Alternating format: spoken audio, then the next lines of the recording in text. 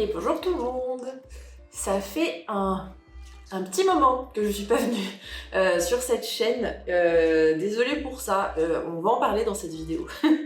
Là pour le coup je suis de retour pour 2025. Je vais vraiment essayer de travailler cette année pour avoir une meilleure régularité sur les réseaux sociaux. Bref, dans tous les cas vous allez voir, ça va faire partie de ce dont on va parler dans la vidéo du jour. Aujourd'hui, j'avais envie de faire un bilan de mon année, côté entrepreneurial, on va dire, pour 2024. Du coup, là, je vais vous réexpliquer un petit peu ce qui s'est passé pour moi, où j'en suis tout de suite, et on va parler un peu de ce que je considère comme être pour l'instant des réussites dans ce parcours, et ce que j'ai prévu de changer, ce que j'ai commencé à changer, ce que j'aimerais réussir à changer l'année prochaine. Bref, je voudrais refaire un petit point pour vous expliquer comment ce début s'est passé pour moi, ce que j'en retiens du coup pour cette fin de 2024, et puis on verra comment les choses se poursuivent du coup sur 2025. Dans tous les cas, logiquement, vous voyez cette vidéo, on est pour vous en 2025, donc écoutez, bonne année tout le monde. J'espère que quoi que vous fassiez, peu importe quels sont vos projets, j'espère que ça se passera bien pour vous en tout cas.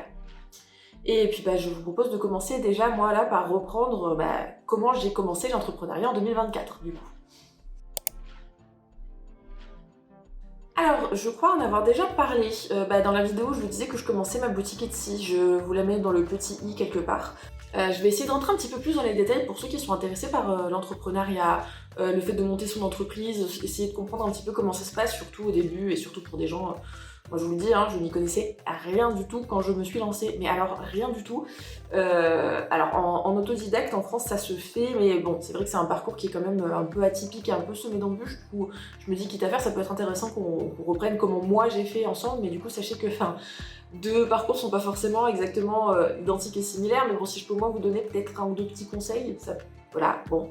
Alors du coup, j'ai commencé mon parcours cette année en mars, donc 2024, je me rappelle plus du jour, je vais pas vous mentir, mais ça fait des années, si vous voulez tout savoir, que j'aimerais me lancer à mon compte. Ça fait des années que je réfléchis à quoi faire en me lançant à mon compte, parce qu'en fait le problème c'est que j'ai trop de, comment dire, j'ai beaucoup d'idées, de passe-temps, de choses différentes que j'aime faire. Je savais que je voulais travailler pour moi, ça c'était une certitude. Ça fait très longtemps que j'ai envie aussi d'avoir une boutique à moi, mais dans le concret, j'avais vraiment beaucoup de mal à me mettre d'accord avec moi-même sur ce que je voulais vraiment faire, en fait, sur ce que je voulais faire concrètement comme métier. Et du coup, ça a été pas mal d'années de réflexion qui ont fini du coup à mener à mars, où j'étais toujours pas sûre, j'étais toujours pas certaine de ce que je voulais faire d'entrepreneuriat, mais je savais une chose, c'est que je passais tout ce temps à réfléchir aussi parce que j'avais un peu peur de me lancer, et que le truc c'est que j'ai un problème avec le perfectionnisme. Je sais pas si vous fonctionnez comme ça aussi, mais je trouve que le perfectionnisme c'est le pire défaut qu'on peut avoir, surtout quand c'est pour faire des projets ou pour se lancer au niveau du travail. Parce que le problème avec le perfectionnisme, c'est que c'est impossible de faire les choses parfaitement. C'est simple, c'est impossible. Et si vous attendez, comme moi, toujours, d'être absolument parfait pour vous lancer dans quelque chose, en fait c'est simple. Vous vous lancez jamais. Et c'est un peu le problème que j'avais depuis des années, c'est que j'avais des idées, ok, mais dans le concret, il se passait rien. Et bon, ça a fini par me gonfler en mars, je sais pas, il y a un moment où je me suis dit, bon c'est simple Ophélie, tu ne fais pas les choses. Concrètement c'est ça qui se passe. Du coup, tu t'embrouilles toute seule à partir dans toutes les directions, à pas savoir quoi faire. Peut-être que le point de départ, ça va être au moins commencer à se lancer dans les démarches. Parce que je savais que c'était des démarches qui allaient potentiellement prendre un petit peu de temps. Du coup en mars, j'ai commencé à regarder comment on faisait pour créer une entreprise en France, concrètement. Voilà.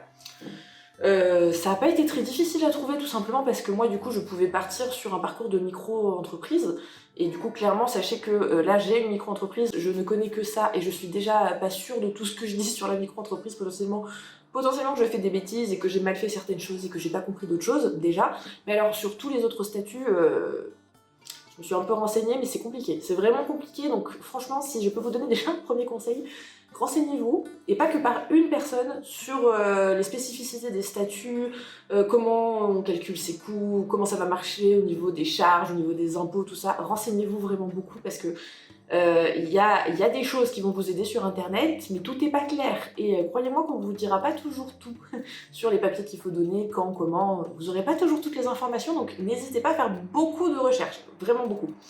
Moi, c'est un peu ça qui s'est passé du coup début mars. J'ai commencé à lancer la procédure sur l'INPI pour créer mon entreprise, et du coup, bon, nécessairement, il a fallu que je me pose et que je réfléchisse vite, parce que quand on crée son entreprise, eh ben, nécessairement, il faut qu'on soit dans un domaine spécifique pour savoir comment ça va se passer derrière au niveau de l'imposition, mais surtout des charges sociales, pour savoir combien vous êtes censé en payer, parce que nécessairement, en fonction de ce que vous faites, ça marchera pas pareil.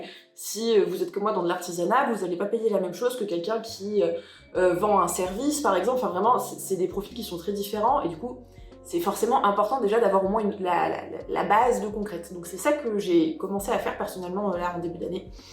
Je me suis lancée dans l'entrepreneuriat, je me suis mis au moins d'accord sur une chose, c'est que mon entreprise, bon, je peux toujours la modifier, hein, on s'entend, je voulais qu'il y ait deux choses distinctes dessus. C'était la partie artisanat, parce que je savais, quoi qu'il arrive, que je voulais fabriquer quelque chose de mes mains, et bon, j'avais déjà clairement l'idée que ça serait autour de l'illustration. Quoi exactement comme produit, j'étais pas sûre, et je suis toujours pas fermée à ce que je fais, hein, on en reparlera tout à l'heure. Mais je savais que je voulais au moins vendre un produit, qu'il y aurait à un moment donné une sorte de boutique, qu'on allait être dans le concret, dans le faire quelque chose que je vends, parce que c'est ce qui m'a toujours plu. Ça, c'était une certitude. Donc dans mon entreprise, il y a une partie sur l'artisanat pour que je puisse donc déclarer ce que je gagne, hein, concrètement. Et la deuxième partie, c'était ce que j'ai rajouté, bon pour l'instant ça ne me rapporte rien, mais je me suis rajouté la partie création de contenu, réseaux sociaux, tout ça, au cas où, parce que c'est quelque chose qui m'intéresse et qui me plaît, que j'aime faire, et je voulais me laisser la possibilité de pouvoir me développer sur ça aussi. Du coup, c'est voilà, mon entreprise, ça se partage sur ces deux choses-là. Ça, c'est ce qui a commencé à se mettre en place en mars, mais alors, avant que mon entreprise ne soit validée et que je me retrouve à avoir mon dossier validé, tous les numéros nécessaires pour pouvoir vraiment se lancer dans l'entrepreneuriat, il s'est passé 2 mois déjà. C'est pas censé être aussi long, je précise. Normalement, c'est pas censé être aussi long, mais alors, moi, il y a eu quelques petits couacs, et il a fallu modifier des choses que honnêtement, j'ai pas forcément compris tout de suite, de savoir qu'est-ce qu'il fallait modifier, c'était pas hyper clair, et quand vous y connaissez rien, c'est les moments où c'est un petit peu compliqué. Il a fallu passer pas mal de coups de fil. Mais bref, je me retrouve donc à peu près mi-mai à avoir mon dossier qui est complètement validé. Du coup, j'ai mon numéro de sirène, mon numéro de sirette, enfin la totale pour pouvoir vraiment me lancer concrètement. Donc j'aurais pu ouvrir ma boutique à partir de mi-mai. C'est pas ce qui s'est passé. J'ai ouvert ma première boutique en septembre. Vous allez me dire, mais t'as fait quoi de mai à septembre? J'y arrive. Déjà j'ai eu un peu peur, parce qu'encore une fois on retourne dans le j'arrivais pas à me mettre d'accord avec moi-même. Là j'arrivais enfin dans du concret, c'est-à-dire j'avais mon entreprise, elle existait. Ça pour le coup ça m'a quand même enlevé une sacrée épine du pied, parce que je me suis dit ça y est, j'ai au moins fait les démarches. Mais arrivé donc le deuxième problème c'est bien, j'ai fait les démarches, mais maintenant qu'est-ce que je fais de ça? À cette époque-là, je sais pas si vous me suivez depuis longtemps, donc que je vous explique, ça fait un moment que j'ai un compte Instagram, et ça fait depuis le 1er janvier de l'année dernière, donc 1er janvier 2024, que j'ai une chaîne YouTube. Mais au début, mon compte Instagram et ma chaîne YouTube, je m'en servais surtout pour parler de livres, plus comme un passe-temps que comme un travail, vous voyez. C'était vraiment plus partager mes lectures avec des gens, parler avec des gens, et voilà, ça s'arrêtait là. Et je savais que ça me conviendrait pas dans le temps, parce que même si j'adore la lecture, c'est un centre d'intérêt trop spécifique, et j'ai tendance à, comment dire, marcher par obsession dans mes hobbies, c'est-à-dire qu'il y a une obsession, je vais adorer ça pendant 6 mois, et après je vais avoir besoin de passer à autre chose, et j'ai ce côté, si on peut dire, créatif, qui fait que je peux partir un peu en sucette dans tous les sens. Et je savais que si je me restreignais trop sur mes réseaux, et en fait ça me plairait qu'une partie du temps. Je sais pas si c'est très clair. Et le truc aussi, c'est que je savais que je voulais pas forcément... Enfin, j'aurais aimé faire de ça mon métier. C'était une possibilité, une des choses auxquelles j'ai réfléchi à l'époque, parce que je suis vraiment intéressée par les livres, et que travailler dans le monde du livre, ça aurait pu être aussi très chouette, mais il me manquait un côté un peu créatif et artistique que j'arrivais pas à mettre en place dans cet univers-là, et qui du coup me correspondait pas à 100%. Donc en fait, si vous voulez, ce qui s'est passé entre mai et septembre, ça a été surtout un énorme temps de réflexion, à essayer des choses sur mes réseaux sociaux, donc à continuer à quand même travailler sur mes réseaux sociaux, à essayer de ressortir une idée concrète de ce que j'allais vraiment pouvoir mettre en place. Arrivé donc toutes les réflexions autour de la boutique, parce que je savais que je voulais me créer une boutique, c'était sûr, mais pour vendre quoi? Qu'est-ce que j'étais capable de faire? Qu'est-ce que j'allais aimer faire dans le temps? Bref, vous voyez, ça a été beaucoup de réflexions autour de ça. Très vite, je me suis mise d'accord avec moi-même au moins sur une chose, c'est que si je faisais une boutique, j'aurais aimé à la base faire quelque chose dans le thème du livre, d'où le fait que je fasse beaucoup de marque-pages, parce que ça me plaît quand même de continuer à garder un petit lien avec les livres, parce que c'est quelque chose que j'aime énormément. Mais très vite, je me suis rendu compte que ce qui me plaisait le plus à faire des marque-pages, c'était faire des dessins et les illustrations. Et bref, dans tous les cas, je me suis dit, je peux toujours commencer par vendre quelques illustrations et vendre des dessins parce que ça regroupe plusieurs choses que j'aime. Déjà, le dessin, j'adore dessiner. Ça regroupe quand même un peu le monde du livre que moi j'aime beaucoup. Et ça regroupe aussi le bullet journal. Si vous connaissez pas, si j'y pense, je vous rajouterai des vidéos dans le petit i. J'aime faire du bullet journal. Je vais bientôt reprendre d'ailleurs, mais un peu différemment. Ça sera dans les prochaines vidéos. Et je voulais potentiellement faire des illustrations qui puissent aller dans un bullet journal ou qui puissent être utiles pour un bullet journal. Donc bref, j'ai fait une espèce de micmac de tout ça. Et de là est arrivée ma boutique, du coup, qui a ouvert sur Etsy le 2 septembre, donc 2024. Première boutique, donc Etsy. Et de là, on en reparlera tout à l'heure dans les réussites et les échecs. Tout n'a pas été parfait. Mais bon, au moins, c'était concret cette fois. Non seulement j'avais créé mon entreprise, mais en plus j'avais ouvert ma boutique. Ça y est, c'était vrai, c'était réel, ça existait, j'avais fait ma boutique. Donc pour moi, 2024 restera une année de réussite, même si tout n'est pas parfait, parce que j'ai réussi à enfin me lancer. Et je pense que c'est le principal. Et clairement, je fais cette vidéo au moins pour vous dire une chose. Si vous avez peur de vous lancer, si vous avez peur et que vous vous sentez pas forcément, légitime dans ce que vous faites, sachez que la seule personne qui est en train de vous gêner, c'est vous-même, en fait. Et même si c'est pas simple, je pense que parfois dans la vie, il faut lâcher prise sur la perfection et se dire que faire les choses, même si c'est pas parfait, c'est toujours mieux que pas faire les choses en essayant d'être parfait, vous voyez? Et bref, ça a été un petit peu l'idée qui a été mise en place début 2024 et que je vais essayer de poursuivre en 2025. Et donc là, on arrive en fin d'année, ça va faire donc 3 mois que j'ai ouvert ma boutique sur Etsy. Et ça n'a pas été simple, cette fin d'année. Ça a vraiment pas été simple parce que ça a plutôt bien démarré en septembre. J'ai eu quand même pas mal de ventes pour un début. Alors, on s'entend, hein. Sachez que le début de l'entrepreneuriat, en termes d'argent, ça va être très compliqué, c'est normal, hein. Moi, je m'y attendais, ça pour le coup, je savais que j'allais pas être dans une situation financière très confortable, donc j'ai pas été surprise, c'est déjà pas mal. Mais bon, septembre, ça a été mon meilleur mois. J'ai fait pas mal de ventes, déjà parce que je suis très, très bien entourée, que j'ai beaucoup d'amis très proches qui ont vraiment soutenu mon projet, et ça m'a vraiment énormément touchée d'ailleurs. Et ça m'a aidé à vraiment concrètement voir comment démarrer, comment faire les commandes et tout ça. Et le nombre de commandes a commencé un petit peu à diminuer après parce que mes amis n'allaient pas dépenser tout leur argent tous les mois pour ma boutique, encore heureux. Et que là, j'arrivais du coup dans la problématique il va falloir maintenant que j'arrive à me faire de la publicité, à en tout cas trouver mon public et trouver des gens qui vont aimer ce que je vends. Et donc, j'ai voulu, courant octobre, plus me remettre dans les réseaux sociaux. Et là, je me suis confrontée à un autre problème que je me crée toute seule, encore une fois, c'est de tellement vouloir trop faire d'un coup que je suis plus capable de rien faire du tout après. Et bref, si vous me suivez, vous l'auriez vu, il y a eu un moment de creux de fin d'année où en fait juste, j'ai plus du tout posté quoi que ce soit sur mes réseaux sociaux. Et même si mes boutiques étaient toujours ouvertes et que les gens pouvaient commander, hein, je mettais pas de nouveautés dessus. Et on va parler après du pourquoi il y a eu ça. Et du coup, on arrive maintenant, concrètement, au moment où je veux redémarrer correctement mes réseaux sociaux. Essayer justement de bien faire cette partie communication qui est, je pense, la partie que je maîtrise le moins bien. Même si j'aime ça à la base, les réseaux sociaux, justement retrouver en quoi j'aime ça et essayer de faire coïncider ça avec du coup ce dont j'ai besoin pour ma boutique qui est concrètement mon entreprise. Et bref, tout ça pour dire que j'espère que j'ai quand même été, je voulais être assez précise dans mes explications de ce qui s'est passé avec mon entreprise, mais j'espère que je vous ai pas perdu en route. Bref, tout ça pour dire que en fait, j'ai ma boutique depuis vraiment très peu de temps. Donc faire un bilan 2024, ça va être un bilan relativement léger. Je vais pas du tout pouvoir vous sortir des chiffres, je peux pas vous faire un bilan à l'année de combien ça m'a rapporté de chiffre d'affaires, parce que faire un bilan sur 3 mois de chiffre d'affaires de boutique, pour moi ça n'a franchement aucun sens en vidéo. On fera peut-être un plus gros bilan de ce style du coup en fin d'année prochaine. Mais il y a quand même quelques changements qui arrivent et j'ai quand même appris déjà quelque chose dans ce début d'aventure et du coup j'avais envie d'en parler avec vous. Donc bref, je vous propose de passer à la partie qu'est-ce que j'ai envie de changer pour 2025, qu'est-ce que j'ai déjà changé et qu'est-ce qui me convient pas ou faudra que je trouve une solution pour faire autrement. Du coup, pour les changements, un qui a déjà été fait et que donc je voulais en profiter de faire cette vidéo pour vous faire cette annonce-là, j'ai une nouvelle boutique. D'où le fait que depuis tout à l'heure, à chaque fois que je parle d'Etsy, je dis ma première boutique. J'ai décidé de passer via un autre site. Ça veut pas dire qu'Etsy est fermé, je vais vous expliquer.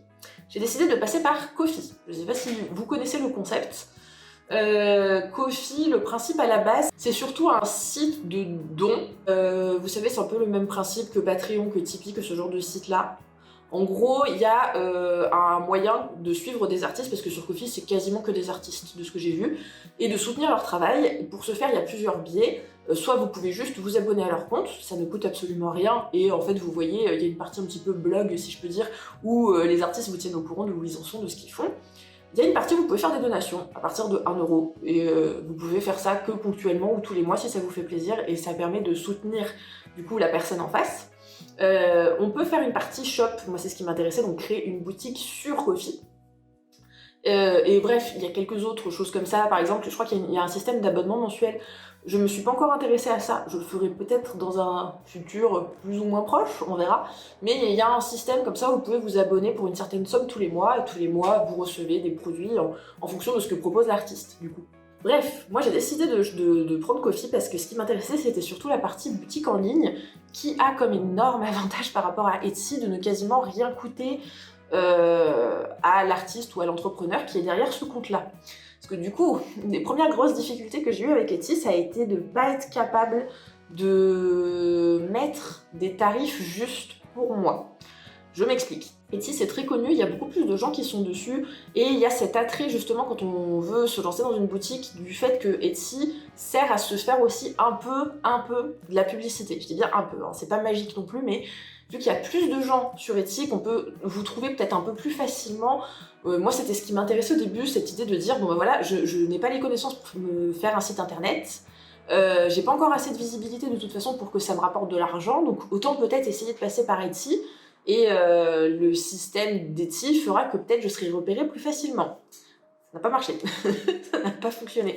Déjà parce que j'ai beaucoup surestimé la capacité qu'a Etsy à vous faire de la pub, c'est pas si ouf. Oui, on vous trouve un peu plus facilement sur Etsy que sur d'autres sites, c'est vrai, mais croyez-moi que ce que vous payez juste pour ce petit avantage-là, j'allais dire ça n'en vaut pas la peine, ça dépend ce que vous faites, ça dépend comment vous mettez vos tarifs, mais je pensais honnêtement m'en sortir mieux que ça sur Etsy, et là au final le bilan au bout de ne serait-ce que 3 mois c'est que c'est pas foufou, hein.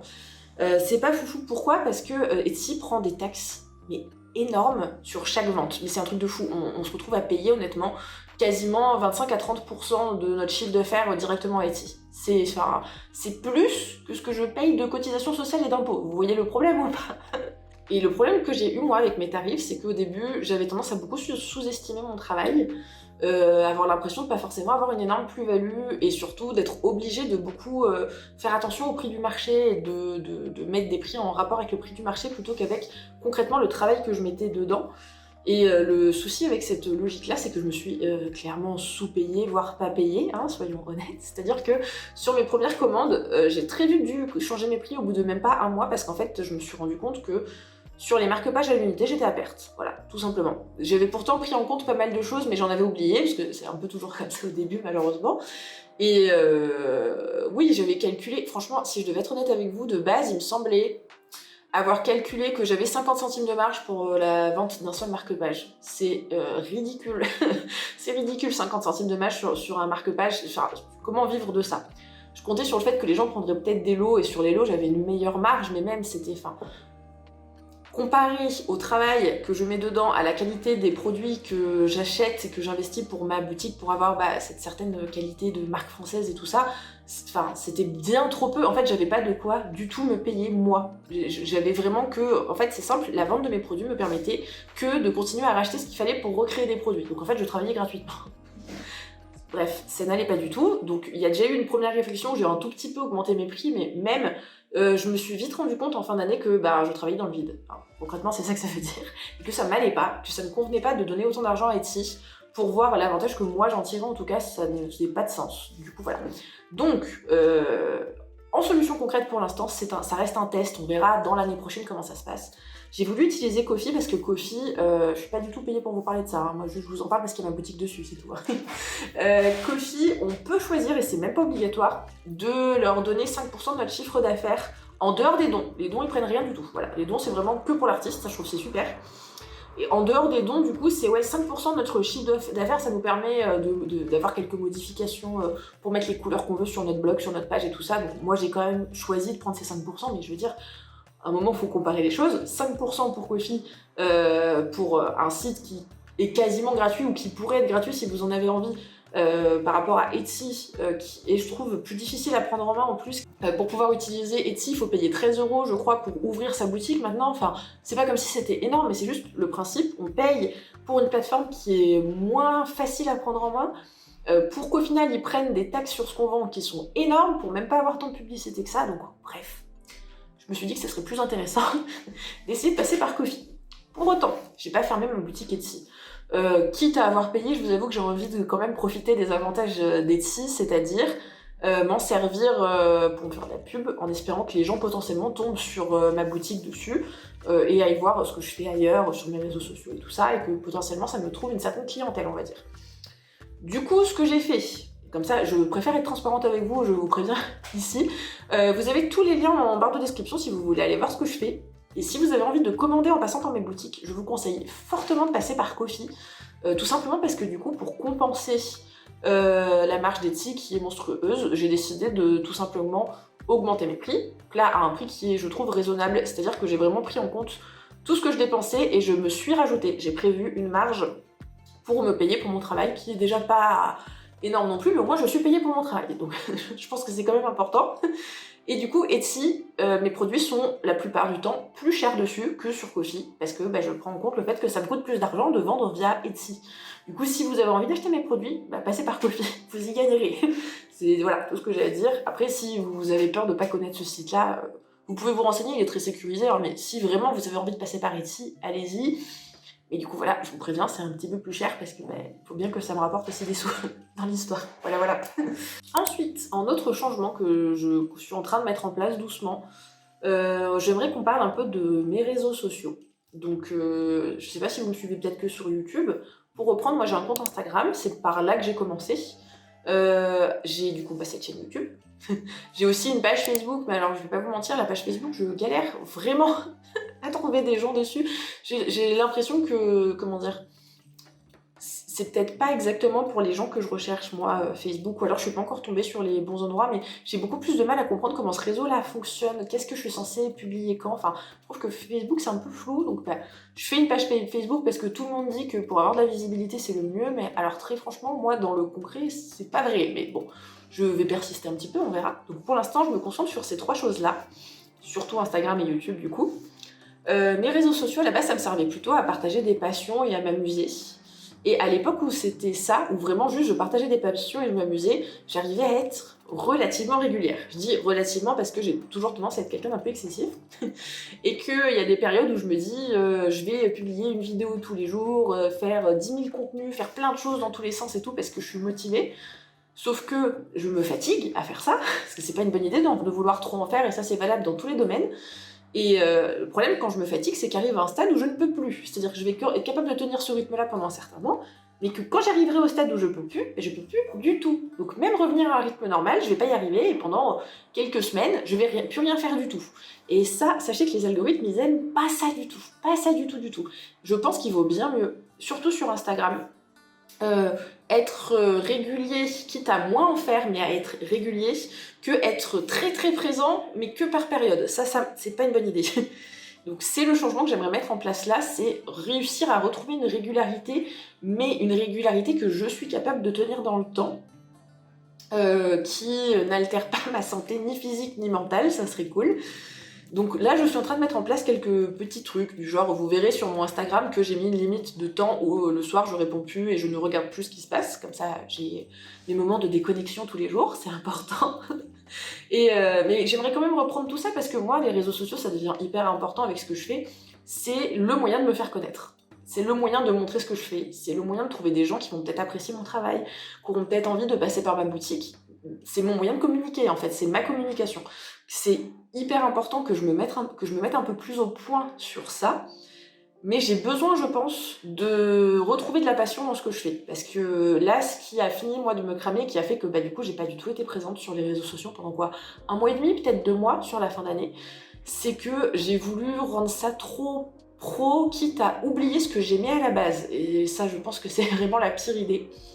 Que là, j'aimerais quand même que mon contenu soit tourné vers des passions, ce que j'aime faire. Donc on va continuer, ici comme sur Instagram, à parler un peu de livres, on va continuer à faire du bullet journal, surtout que je vois que ça plaît en plus, donc quitte à faire, autant vous montrer quelque chose que j'aime et qui vous plaît aussi. Mais j'aimerais aussi rajouter à ça nécessairement de l'entrepreneuriat pour que vous suiviez un peu mon aventure, comment ça se passe, pouvoir faire un peu peut-être des vlogs où je vous montre des journées de travail, concrètement qu'est-ce qui se passe et tout ça, parce que c'est un contenu que j'aime regarder, donc je pense que je trouverai aussi du plaisir à le faire. Mais voilà, tout ça, il faut que je sois capable de trouver un rythme qui me convient. Donc ça va se mettre en place doucement là, début 2025. Je vais essayer de faire plus de choses sans trop abuser. On va voir si je m'en sors avec ça. Et du coup, les derniers points sur lesquels il y a quelques changements en ce moment, et je pense que c'est quand même important de vous en parler pour peut-être que vous vous rendiez plus compte des réalités aussi quand on veut faire de l'entrepreneuriat, on va parler matériel. Moi, j'ai commencé mon entreprise avec 0 € à mettre dedans. Et je suis sérieuse, 2024, ça a été une année où financièrement, ça n'a pas été simple. Vraiment pas simple. Et moi, j'ai décidé de faire de l'entrepreneuriat clairement parce que je ne m'y retrouvais plus du tout dans le salariat et dans les métiers que j'ai pu faire avant, qui ont été un peu compliqués, surtout au niveau santé mentale. Sur les derniers que j'ai fait, ça a été vraiment difficile. Et pour moi, l'entrepreneuriat, c'est une chance de vivre de ma passion, ce que j'ai toujours voulu faire, et de deux, c'est une chance d'améliorer mon hygiène de vie, si je peux dire. C'est-à-dire que pour moi, l'entrepreneuriat, c'est un moyen de pouvoir choisir ce que je fais dans mon quotidien, de pouvoir prendre le temps de faire des choses pour moi, d'aller à mon rythme, de faire des choses qui me conviennent, de travailler avec qui j'ai envie de travailler avec des gens que j'apprécie et qui me respectent. Bref, vous voyez, c'est un tout où je voulais vraiment me lancer dans une aventure dans laquelle je pouvais m'épanouir professionnellement tout en prenant soin de moi. Je pense que encore aujourd'hui en France, même si c'est compliqué, on peut faire ça. C'est pas toujours simple. Et je sais que moi, dans le salariat, c'était juste plus possible de concilier ces deux choses-là. Déjà parce que je n'arrivais pas à trouver un seul métier qui me plaisait vraiment dans le salariat. En tout cas, avec mon niveau d'études et de formation, c'était pas possible. Et faire quelque chose qui nous plaît pas... Enfin, il y a des gens qui y arrivent. Et franchement, ils ont beaucoup de courage, je trouve. Moi, ça m'use très vite de faire quelque chose qui me plaît pas. Et surtout, travailler dans des conditions qui sont dures, surtout moralement, encore plus que physiquement. Et à un moment donné, je peux plus. J'ai fait ça pendant trop longtemps. Et donc là, j'ai décidé de changer pour l'entrepreneuriat. Mais donc, comme je vous disais, je me suis retrouvée dans une situation où j'ai changé ça parce que c'était plutôt urgent pour ma santé mentale. Mais à côté de ça, financièrement, j'avais pas vraiment les sous pour me lancer dans l'entrepreneuriat. Donc je me suis dit, c'est pas compliqué, c'est pas grave. Je vais me lancer et je vais pas investir du tout d'argent dans ma boutique. Dans ce que je fais, rien du tout. C'est-à-dire que je vais vraiment payer le strict minimum, c'est-à-dire payer mes impressions de qualité, payer les choses que j'ai pas le choix pour avoir le produit concrètement en main. Mais tout ce qui est le matériel que j'ai chez moi, je vais faire avec ce que j'ai à disposition, puis ça va bien se passer. Mauvaise idée. Mauvaise idée. Bon, vous allez me dire, j'avais pas vraiment le choix parce que j'avais pas utilisé de l'argent que j'avais pas, mais le problème avec cette logique-là, c'est que si vous n'êtes pas capable d'avoir le matériel qui vous permet de faire des produits facilement, de qualité, et sans trop vous prendre la tête avec votre matériel, vous allez très vite être confronté à un problème de productivité, tout simplement. Et là, moi, je m'en suis rendu compte, c'est qu'en fait, j'ai un ordinateur qui est à moitié mort, il faut dire les choses, qui me prend un temps fou pour faire mes dessins, mais vous avez même pas idée. Il y a des moments où ça lag tellement que je fais un trait, puis il faut que j'attende 30 secondes pour pouvoir faire un autre trait. Vous imaginez sur toute une illustration? Vous imaginez le temps que ça peut prendre? Pareil, j'avais pas d'imprimante du tout chez moi, aucun matériel pour imprimer, donc j'étais obligée de sortir, de voir quand étaient ouverts les imprimeurs, de prévoir en fonction des moments d'ouverture des imprimeurs et tout. Enfin bref, c'était hyper compliqué à mettre en place. Bref, tout un tas de petites galères qui, en soi, sur le papier, toute seule, vous vous dites c'est pas si grave que ça, mais mises bout à bout, en fait, j'avais vraiment un problème avec ma productivité. J'étais obligée de travailler 10 fois plus que ce que j'aurais dû faire normalement en théorie, et je me suis épuisée en faisant presque rien pour ma boutique au final en plus. Mais je me suis vraiment épuisée à travailler, à faire des journées. Franchement, il y a eu un moment là, courant septembre, où pour être à jour sur mes réseaux sociaux, en voulant en faire en plus beaucoup pour être sûre d'être à fond sur ma com, être dans les temps pour faire des nouvelles illustrations, pour être capable de sortir plein de nouveautés, d'avoir les produits faits, d'avoir un minimum de stock chez moi, de gérer les commandes, de faire tout ça, j'étais capable de faire des journées de 10 heures de travail, sans pause, sans week-end, sans jamais s'arrêter. Et en fait, ça ne fonctionne pas. C'est-à-dire que j'en ai oublié qu'à la base, si j'ai décidé de faire ça, c'était aussi pour prendre soin de moi. Et ça, c'est la chose que j'ai décidé vraiment de changer pour l'année prochaine, c'est que je veux faire ce métier parce qu'il me plaît, et je veux aussi faire ce métier pour être dans de bonnes conditions de travail. Et du coup, on va essayer de travailler sur ça. Et ça va commencer par acheter un minimum de matériel, au moins, pour avoir des bonnes conditions de travail, justement. Donc là, ça a commencé par... j'ai eu une imprimante à Noël, sur laquelle j'ai pu faire des tests, et je suis satisfaite. Bon alors, nécessairement, hein, je vais être transparente, encore une fois, ça sera pas une qualité d'imprimeur, forcément. Mais là, pour avoir fait des tests, c'est une qualité suffisante, à mon sens, pour que ce soit professionnel et pour que je puisse y vendre sur ma boutique. Et moi, c'était tout ce qui comptait. Après, bon, j'améliorerai mon matériel, je pense, petit à petit, quand j'aurai de l'argent pour ça aussi, que je pourrais me permettre d'investir peut-être des plus grosses quantités d'argent, je veux dire. Mais je veux dire, pour l'instant, encore une fois, il vaut mieux faire, quitte à ce que ce soit pas parfait, que pas faire du tout. On va rester sur cette lignée-là.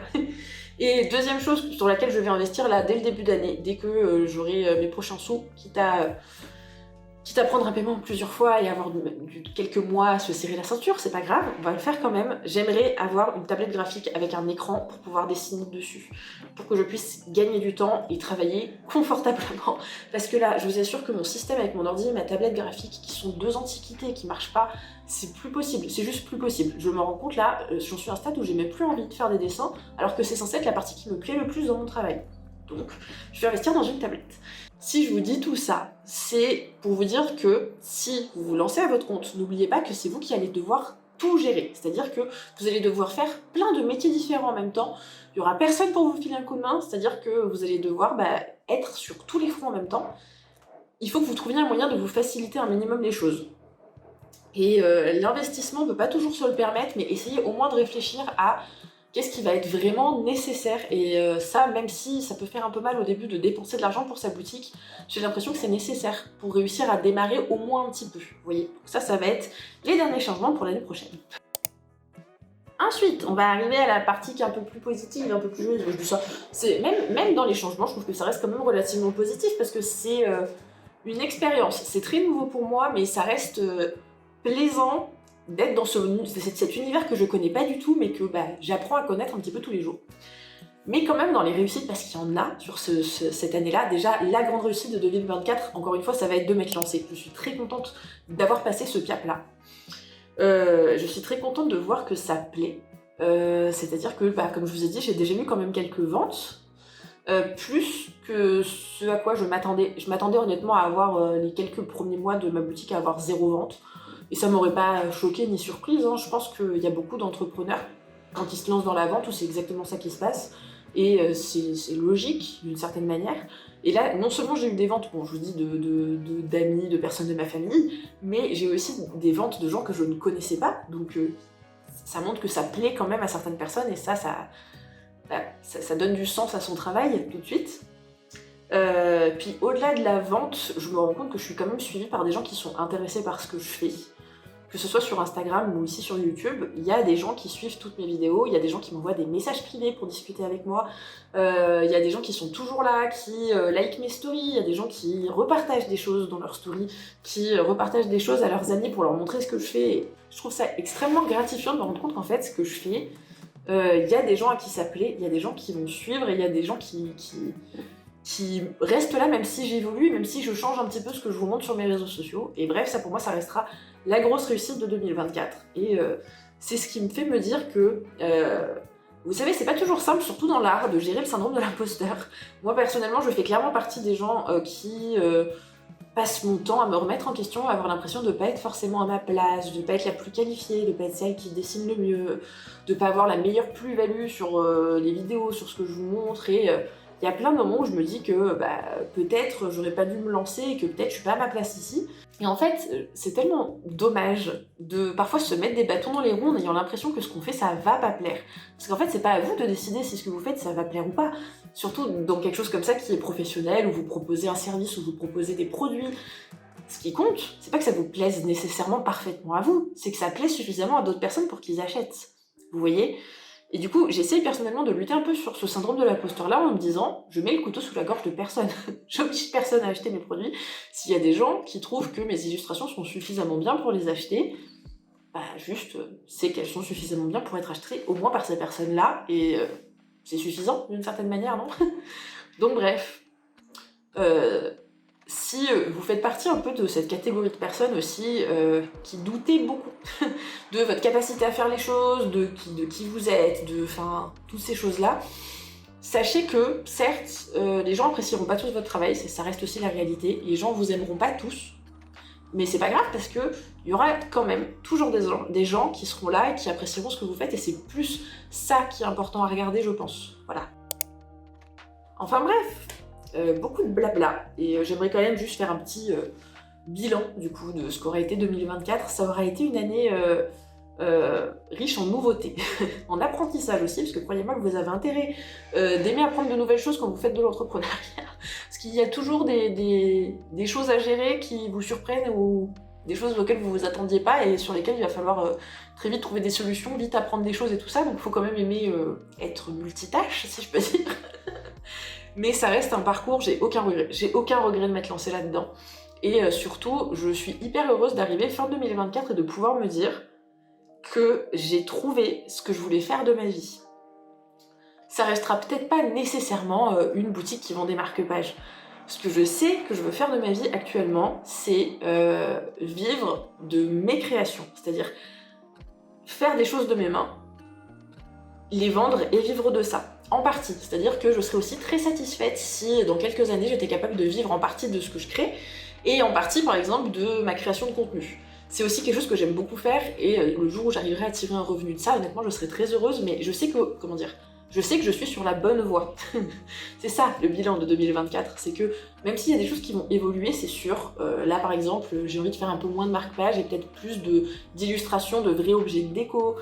J'aimerais commencer à faire des stickers, j'aimerais faire plus de choses, par exemple spécifiquement pour les bullet journaux, enfin bref, j'ai envie de me diversifier en termes de produits, et je pense que dans les années qui vont arriver, il y aura plein de changements sur ce que je peux proposer à vendre, mais sur la ligne directrice de ce projet-là, une chose est sûre, je sais que je vais dans la bonne direction.